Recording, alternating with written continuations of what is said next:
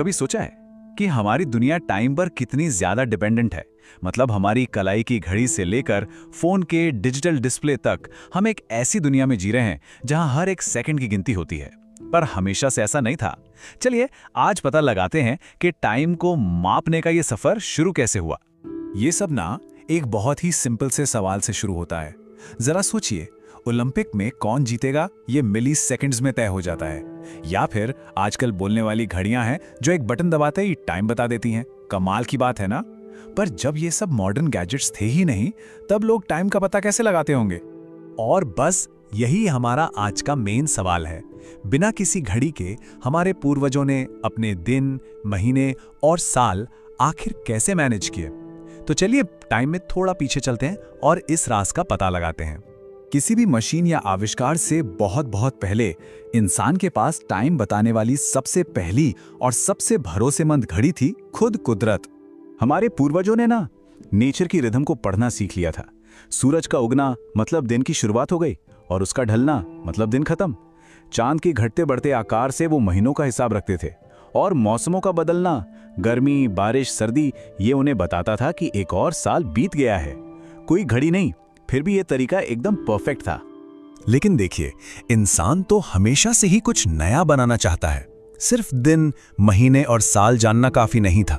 लोगों को घंटों को मापने की जरूरत महसूस हुई और बस यहीं से टाइम मापने वाले इंस्ट्रूमेंट्स का जन्म हुआ। और इन आविष्कारों में सबसे पहले और सबसे सिंपल थी धूप घड़ी। क्या शानदार आइडिया था, है ना? इसका कॉन्सेप्ट बहुत ही सीधा था। जैसे जैसे सूरज आसमान में अपनी जगह बदलता है, किसी भी चीज की परछाई भी अपनी पोजीशन और लंबाई बदलती है। बस इसी बदलती परछाई को ट्रैक करके लोग दिन के समय का अंदाजा लगा लेते थे। ये सूरज की ताकत का इस्तेमाल करके टाइम बताने का एक जीनियस तरीका था। लेकिन धूप घड़ी में एक बड़ी प्रॉब्लम थी। ये सिर्फ धूप में ही काम करती थी। तो फिर बादल वाले दिनों में या रात में क्या? इसका जवाब था पानी वाली घड़ी, यानी जल घड़ी। इसके दो मेन डिजाइन थे। एक में बर्तन से पानी बूंद बूंद करके टपकता था और पानी का लेवल टाइम बताता था। दूसरे में एक छेद वाला कटोरा पानी में डूबता था और उसे डूबने में कितना टाइम लगा उससे समय का पता चलता था।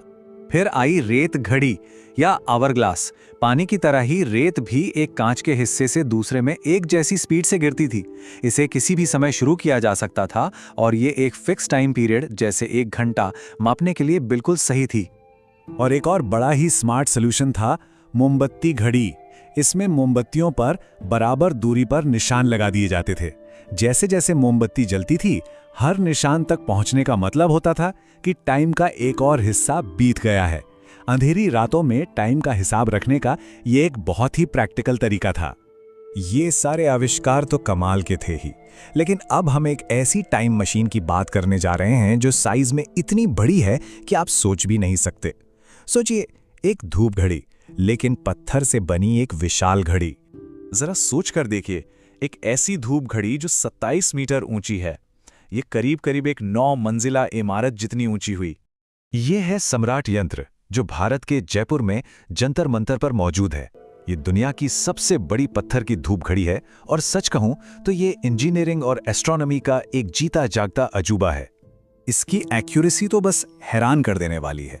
सोचिए, इसे लगभग 300 साल पहले बनाया गया था, बिना किसी मॉडर्न टेक्नोलॉजी के।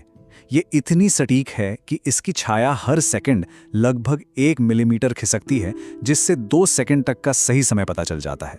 ये हमारे पूर्वजों के ज्ञान और इंजीनियरिंग का एक बेजोड़ नमूना है ना? इन पुराने आविष्कारों के बारे में जानना तो बहुत मजेदार है, लेकिन इससे भी ज्यादा मजेदार क्या हो सकता है? खुद एक बनाना। चलिए देखते हैं कि घर पर एक सिंपल सी पानी वाली घड़ी कैसे बनाई जा सकती है। इसे बनाना बहुत ही आसान है, जैसा आप देख ही रहे हैं। सबसे पहले एक प्लास्टिक की बोतल को बीच से काटिए, फिर ढक्कन में एक छोटा सा छेद कर दीजिए। अब ऊपर वाले हिस्से को उल्टा करके नीचे वाले हिस्से में फंसा दीजिए। इसमें थोड़ा रंगीन पानी भरिए और आप देखेंगे कि पानी बूंद बूंद करके नीचे गिरने लगा है। बस एक स्टॉपवॉच से टाइम देखकर हर मिनट के बाद पानी के लेवल पर एक निशान लगाते जाइए। और बस एक बार जब निशान बन गए तो आपकी वाटर क्लॉक तैयार है। अब पानी को वापस ऊपर डालिए और जैसे ही पानी आपके बनाए निशानों तक पहुंचेगा, आपको पता चल जाएगा कि 1 मिनट बीत गया है। बधाई हो, आपने अभी अभी टाइम मापने का एक सदियों पुराना डिवाइस बना लिया है। तो धूप घड़ी से लेकर आपकी बनाई हुई वाटर क्लॉक तक ये सभी सिंपल आइडियाज असल में बहुत बड़े मील के पत्थर थे। ये हमें दिखाते हैं कि टाइम को समझने और उसे कंट्रोल करने की हमारी इच्छा कितनी गहरी है। ये प्राचीन आविष्कार ही उन सभी मॉडर्न घड़ियों की नींव हैं जिन पर हम आज इतना निर्भर करते हैं। तो अगली बार जब अपनी घड़ी पर नजर पड़े तो उस लंबी और अविश्वसनीय यात्रा को जरूर याद कीजिएगा जिसने उस छोटी सी डिवाइस को बनाना मुमकिन किया।